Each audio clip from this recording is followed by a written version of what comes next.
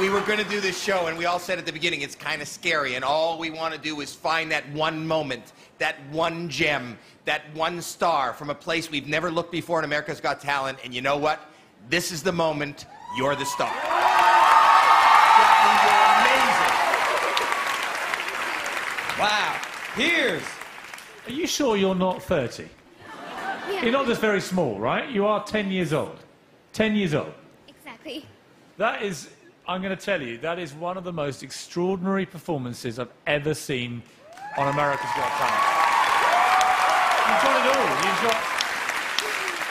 You've got the whole thing. You've got a lovely smile, beautiful dress, and then you start to sing, and everyone in this audience probably felt the way that I did. We all felt goosebumps.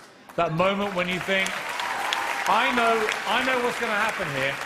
We're going to wake up tomorrow, and America is going to be going crazy for a little girl who just sang like an angel. Absolutely incredible performance. Sharon.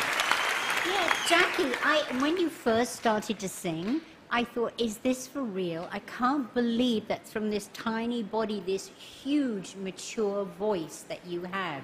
It is absolutely amazing. I can't believe it.